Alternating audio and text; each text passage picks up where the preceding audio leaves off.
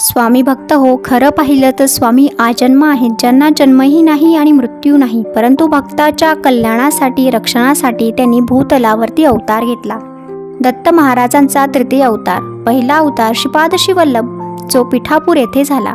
दुसरा अवतार म्हणजे श्री नृसिंह सरस्वती आणि तिसरा अवतार म्हणजे आपले स्वामी समर्थ महाराज. दत्त स्वरूप आपले स्वामी महाराज आजही हम गया नहीं जिंदा है या वाक्याची प्रचिती आपल्याला देत असतात. ही पदोपदी भिवू नकोस मी तुझ्या पाठीशी आहे हे अभयवचन देऊन आपल्या भक्तांचे रक्षण करतात. आज आपण या व्हिडिओतून स्वामींच्या प्रकट दिनाच्या कथा जाणून घेणार आहोत. स्वामी महाराज नक्की कोण होते आणि त्यांची प्रकट दिनाची कथा नेमकी काय आहे हेच आपण या व्हिडिओतून जाणून घेत आहोत. त्यामुळे व्हिडिओ हा शेवटपर्यंत नक्की बघा. तर सगळ्यात अगोदर तुमचं आपल्या या विश्वास आणि अध्यात्म या चॅनलवरती अगदी मनापासून स्वामीमयाचं स्वागत आहे. चॅनलवरती जर नवीन असताल तर चॅनलला सबस्क्राईब, लाईक आणि शेअर नक्की करा. व्हिडिओला सुरुवात करण्याअगोदर मी स्वामी महाराजांना त्रिवार वंदन करते. गुरु आदरणीय प्रदीप दादा यांना कोटी कोटी प्रणाम करते आणि तुम्हा सर्वांना श्री स्वामी समर्थ म्हणते. वरती कसे प्रकट झाले, त्यांच्या प्रकट दिनाची नक्की आख्यायिका काय आहे आणि ती कशी आहे ते आपण आता जाणून घेत आहोत. श्री स्वामी समर्थ, श्री स्वामी समर्थ. उधळा गुलाल वाजवारे नगारे, त्रैलोक्याचे स्वामी आज धरतीवरती आले. अनुसूयेचा तूच दत्त, सुमतीचा तूच श्रीपाद, अंबा भवानीचा तूच नरहरी, आम्हा कैवर्याचा तूच स्वामी, आम्हा कैवर्याचा तूच स्वामी. अशक्य ही सारे करीतो शक्य एका क्षणात, भिवू नकोस मी पाठीशी आहे असे सदा सांगे आम्हास. श्री स्वामी समर्थ. स्वामी भक्त हो, स्वामी महाराजांचा प्रकट दिन लवकरच येत आहे. तर आज आपण या व्हिडिओतून स्वामींच्या प्रकट दिनाविषयी खरी हकीकत जाणून घेणार आहोत. स्वामी समर्थ महाराज कधी आले, कोठून आले, ते कोण होते याबद्दल कोणालाच काही माहीत नाही.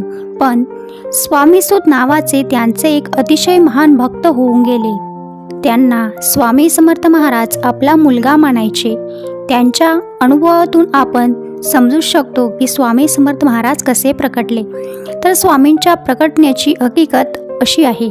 शेकडो वर्षांपूर्वी एक पंजाब प्रांतात हस्तिनापूरपासून 12 कोस जवळपास 24 किलोमीटर अंतरावर छेलीखेडा नावाचे गाव होते.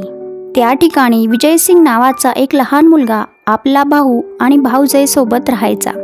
तो मुलगा कोणाही बरोबर मिसळायचा नाही. तर तिथून थोड्याशा अंतरावर असणाऱ्या साधारण पडक्या अशा जागेत एक खूप मोठा वटवृक्ष होता. त्यात एक छोटीशी देवळी होती आणि त्यात एक छोटी गणपतीची मूर्ती होती. तर तो विजयसिंग खूप खिशात गोट्या भरून तिथे जायचा आणि त्या गणपतीबरोबर खेळायचा.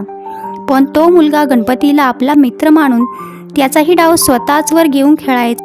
असेच दिवस जात होते आणि परमात्माला आपला आविष्कार दाखवण्याची गरज वाटू लागली आणि त्याने विजयसिंगला कारण बनवून आपला आविष्कार दाखविला. तर तो दिवस होता चैत्र शुद्ध द्वितीया आणि विजयसिंग रोजच्या आपल्या पद्धतीने याही दिवशी तेथे गेला. गणपतीबरोबर पण अचानक खेळू लागला. पण आज अचानक असं त्याच्या मनात आलं की रोज आपणच खेळतोय आणि आज याने पण खेळायचे. आणि सर्वच गोट्या त्या मूर्तीच्या समोर त्याने टाकल्या. बोलले, बाप्पा, रोज मीच तुझा डाव खेळतोय, पण आज मी अजिबात असं करणार नाही. आज तूच खेळायचं. बस इतके त्याच्या तोंडातून शब्द निघताच धरती कंपित होऊ लागली. सर्वत्र ढग जमू लागले. अंधार होऊ लागला. वारे वेगाने वाहू लागले आणि कोणालाच काही कळेना की काय होतंय. पण काय करणार, ती अद्भुत शक्ती आता प्रकटणार होती. तिच्याच आगमनाची ही सूचना होती. आणि ज्या ठिकाणी गणेश मूर्ती होती त्या ठिकाणी धरती दुगंबून एक 8 वर्षाची अतिशय तेजस्वी बालमूर्ती प्रकटली. आणि तेच दुसरे तिसरे कोणीही नसून प्रत्यक्ष परब्रह्म श्री स्वामी समर्थ महाराज होते. आणि तो विजयसिंग गोट्या खेळताना तेव्हा स्वामींकडून हरला आणि बालरूप स्वामींनी त्याला गोट्या उधार दिल्या आणि परत भेटण्याचे वचन देऊन तेथून गुप्त झाले. थोडक्यात स्वामींचा अवतार हा पंजाब प्रांतात हस्तिनापूरपासून 12 कोस जवळपास 24 किलोमीटर अंतरावर छेलीखेडा नावाच्या गावात वटवृक्षाच्या जवळ गणपती मूर्तीच्या शेजारी झाला. आता शंका ही उपस्थित होईल की ही गोष्ट कशी काय कळली. पण या गोष्टीचा उलगडा असा झाला की कोकणातील हरिभाऊ स्वामीसूत हे अक्कलकोटला आले होते. आपल्या ऐहिक इच्छापूर्तीसाठी तेव्हा ते तेथे काही दिवस वास्तव्यास होते आणि एक दिवस स्वामींनी त्यांना जवळ बोलावले, मांडीवर घेतले आणि सांगितले, आजपासून तू माझा सूत झालास. सर्व घरदार सोडून दे आणि दर्याकिनारी माझी ध्वजा उभार. हे ऐकून हरिभाऊला रडू कोसळले. तेव्हा स्वामी महाराज त्याला म्हणाले, रडतोस काय? माझे पोट बघ किती मोठे आहे, त्याच्यावर हात फिरवू बघ. आणि ज्यावेळी हरिभाऊनी तसे केले तेव्हा त्यांच्या लक्षात आलं की त्यामध्ये त्यांना आपले सगळे जन्म आठवू लागले आणि त्यातील त्यांना एक आपलाच जन्म आठवला, विजयसिंग. म्हणजे दुसरं तिसरं कोणी नाही तर स्वामी सुतांचाच पूर्व अवतार होता. आणि त्यानंतर या सर्व गोष्टींचा उलगडा झाला आणि या गोष्टीला स्वतः स्वामींनी मान्यता दिली आहे. ती पुढील प्रमाणे. स्वामी प्रकट दिनाचा उत्सव स्वामीसूत महाराजांनी सुरू केला आहे. ज्यावेळी स्वामीसूत महाराज हा उत्सव अक्कलकोटमध्ये करत होते तेव्हा भुजंगासारख्या भक्तांनी स्वामींना प्रश्न विचारला, स्वामीसूत हे काय करत आहेत? तेव्हा स्वामींनी उत्तर असे दिले, माझा बाळ, मी ज्या दिवशी सदेह देहात प्रकटलो तो दिवस तो उत्सव साजरा करत आहे. नानारेकी नावाचे अहमदनगरचे स्वामी भक्त होते. ते स्वामीसुतांच्या सांगण्यावरून अक्कलकोटला आले होते. तर ते पिंगला ज्योतिष्य विद्येत पारंगत होते. स्वामींनी त्यांना आज्ञा केली की माझी कुंडली बनव. तेव्हा त्यांना खूप आनंद झाला आणि त्यांनी लगेचच कुंडली बनवण्याचं काम सुरू केलं आणि काही दिवसातच कुंडली बनली आणि त्यातील स्वामी प्रकटण्याचा मजकूर वरप्रमाणे होता. तर ते कुंडली घेऊन स्वामींपाशी आले तेव्हा तिथे भजनाचा कार्यक्रम सुरू होता. तेव्हा स्वामींनी ती कुंडली भक्ताला सांगून माळ्यावर टाकायला सांगितली आणि ज्यावेळी कार्यक्रम संपला आणि परत स्वामींनी कुंडली आणण्याची आज्ञा केली तेव्हा त्या कुंडलीवर हळद, कुंकू, अक्षदा, तुळस, फुले वगैरे वाहून सर्व देवतांनी त्या कुंडलीची पूजा केली आणि कुंडली पाहून स्वामी खूप खुश झाले. नानांचा उजवा हात हातात घेऊन त्यांनी आपला हात त्यांच्या हातावर ठेवला आणि त्यांच्या हातावर ठेवताच विष्णुपद उमटले. स्वामींचे आत्मलिंग स्वामींच्या हयातीपर्यंत हे त्यांच्या हातावरती होते. याचाच अर्थ स्वामींनी वरील कुंडलीला म्हणजेच प्रत्यक्षरित्या स्वामी सुतांनी मांडलेल्या स्वामींच्या प्रकटण्याच्या दिनाला मान्यता दिली आणि त्याचा प्रसाद म्हणून नानारेकींच्या हातावर विष्णुपद उमटले. आणि आजही ही स्वामींची कुंडली स्वामींच्या अहमदनगरच्या मठात आहे. स्वामी समर्थ महाराज कळदरी वनातून योग्यांना मार्गदर्शन करायला येण्यापूर्वी ते जगात वेगवेगळ्या ठिकाणी स्वतःचे खरे नाव, ओळख लपवून चंचल भारती, दिगंबर बुवा अशा नावाने सुद्धा कार्यरत होते. स्वामी समर्थ प्रकट दिन आपल्या सर्वांसाठी खूप मोठी महापर्वणी आहे. आजच्याच दिवशी हे अक्कलकोटस्थ परब्रह्म आपल्या सर्वांच्या पूर्वपुण्याईने आपल्याला प्राप्त झाले होते. या भूतलावर अवतीर्ण होऊन सर्व जगतावर अनंत कृपा करणाऱ्या परब्रह्माचा आज प्रकट दिन व जयंती महोत्सव आहे. हा महोत्सव कोट्यावधी स्वामी भक्तांना नवी ऊर्जा, धैर्य, दिलासा आणि अगाध करुणा प्रदान करणारा आहे. सूर्याला तेज पुरविणारा आणि मातेच्या हृदयात ममता निर्माण करणारा, तेजरूपी महासागरात धनी असलेला आपला श्री स्वामी समर्थ देव याचं चैत्र शुद्ध द्वितीया शके 1071 म्हणजेच इसवी सन 1149 मध्ये छेली या गावी छेली खेडेगावी प्रकट झाला होता. आपल्या परब्रह्माचा जन्म जेवढा आश्चर्यकारक आहे त्यापेक्षा लाखपटीने जास्त आश्चर्यकारक त्यांचे जीवनचरित्र आहे हे आपल्या सर्वांना ज्ञात आहे. इसवी सन 1149 ते 1878 हा स्वामींचा अवतार काळ मानला जातो. परंतु 1149 पूर्वी आणि 1878 नंतर ही दृश्यादृश्य स्वरूपात स्वामींची लीला चालूच होती आणि आजही चालूच आहे. तेव्हा स्वामींच्या चरित्राचा शोध घेणे हे सूर्याला गवसणी घालण्यासारखे महाकठीण कार्य आहे. स्वामीसूत महाराजांनी रचलेल्या एका अभंगातून स्वामीसूत म्हणतात, माझा स्वामी जो अवतारला आहे तो केवळ भक्तांच्या कल्याणासाठी, भक्तांचा सांभाळ करणे, धर्माचे रक्षण करणे आणि अधर्मीयांचा सर्वनाश करणे हेच भगवंताचे प्रमुख कार्य असते. याच कारणासाठी तो आपले नाव रूप बदलून अवतार धारण करत असतो. पण यावेळी परब्रह्माने स्वतःच येणे केले आहे. त्याने कोणाचाही अवतार धारण केला नाही किंवा इतर कोणत्याही देवतेला पाठवले नाही, तर प्रत्यक्ष पूर्ण परब्रह्म स्वतःच यावेळी आपल्या मूळ रूपात अवतीर्ण झाले असे स्वामीसूत महाराज सांगतात. ही घटना कुरुक्षेत्रा म्हणजेच हस्तिनापूर जवळील छेली या खेडी गावात घडली, जेथे हा परब्रह्म अगदी सहजतेने प्रकट झाला. सहजतेने शब्द वापरण्यामागचा उद्देश स्पष्ट दिसून येतो की हा अवतार 9 मास मातेच्या उदरी राहून प्रसूती पीडा सहन न करता झालेला आहे. म्हणजेच धरणी दुभंगून 8 वर्षाची बालक मूर्ती प्रकट झाली.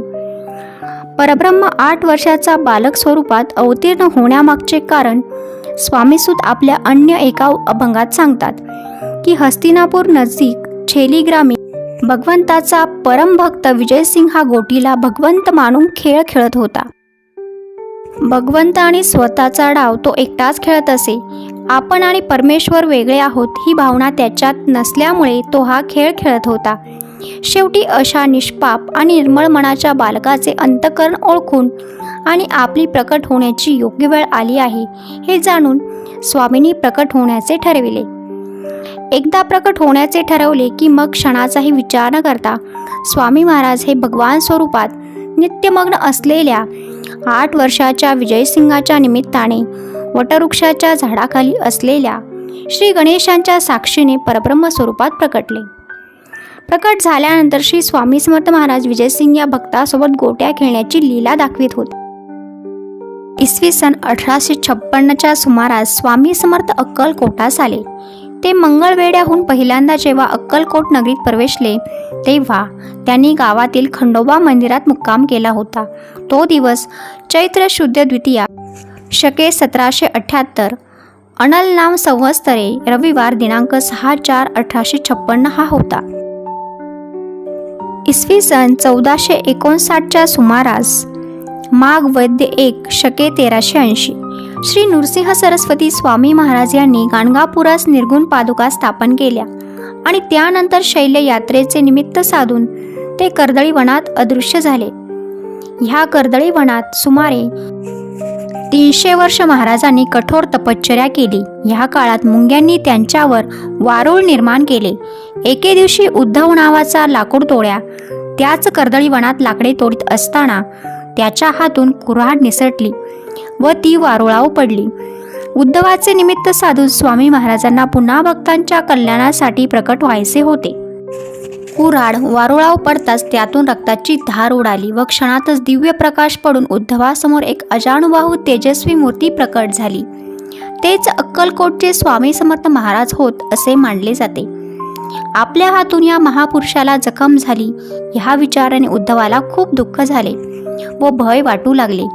पण भक्तांसाठी माताच असलेल्या महाराजांनी उद्धवाला अभय व आशीर्वाद देऊन गंगातीरी प्रयाण केले. गंगातीरावर भ्रमण करता करता ते कलकत्त्यास गेले व तेथे त्यांनी महाकाली मातेचे दर्शन घेतले. नंतर काशी प्रयाग असे भ्रमण करीत ते उत्तरेकडून दक्षिणेस आले. त्यानंतर अक्कलकोटचा प्रवेश. इसवी सन 1856 स्वामी महाराजांनी अक्कलकोटमध्ये प्रवेश केला व तिथल्या 22 वर्षांच्या वास्तव्यात अक्कलकोट हे तीर्थक्षेत्र झाले. येथे त्यांनी जगातील अनेक मान्यवरांस मार्गदर्शन केले. इसवी सन 1878 स्वामींनी अनेकांना कार्यरत करून त्यांचा एक आविष्कार संपविला. प्रत्यक्षात स्वामी महाराज आज देखील भक्तांच्या पाठीशी सतत राहून त्यांना मार्गदर्शन करत आहेत व अनंत काळापर्यंत ते करत राहतील अशी आपल्या भक्तांची धारणा आहे आणि श्रद्धा देखील आहे. तर त्यानंतर श्री स्वामी समर्थ महाराज यांनी रविवार दिनांक 30 एप्रिल 1878 रोजी चैत्रवद्य त्रयोदशी शके 1800 बहुधान्य नाम संवत्सर अक्कलकोट येथे वटवृक्ष समाधी मठ मध्यान्हकाली आपल्या अवतार कार्याची समाप्ती केली. नंतर श्री स्वामी समर्थ महाराज यांना श्री स्वामींचे परम शिष्य चोळप्पा यांच्या निवासस्थानाजवळ समाधिस्थ करण्यात आले. श्री स्वामी समर्थ हे श्री दत्त महाराजांचा पूर्ण परब्रह्म स्वरूप तिसरा अवतार आहेत असे मानले जाते. भक्तांनी त्यांना ज्या दृष्टीने पाहिले त्या स्वरूपात त्यांनी दर्शन दिले आहे. कोणाला श्री विठू माऊलीच्या रूपात त्यांचे दर्शन घडले तर कोणाला श्री भगवान विष्णूच्या स्वरूपात तर कोणाला भगवती देवीच्या स्वरूपात. महाराजांनी भक्तांच्या कल्याणासाठी अनेक लीला दाखविल्या आहेत आणि आजही त्याचे अनुभव आपल्याला येतात. अनंतकोटी ब्रह्मांड नायक महाराजाधिराज योगीराज परब्रह्म सच्चिदानंद भक्त प्रतिपालक अक्कलकोट निवासी श्री स्वामी समर्थ महाराज की जय. अवधूत चिंतन श्री गुरुदेव दत्त श्री स्वामी समर्थ. भिवू नकोस, मी तुझ्या पाठीशी आहे आणि हम गया नाही जिंदा है या वाक्याची प्रचिती आजही आपल्याला येत असते आणि स्वामी आजही आपल्यात आहे याची जाणीव ते आपल्याला करून देत असतात. पण केव्हा, जेव्हा श्रद्धा आणि विश्वासाने आपण त्यांना आळवितो.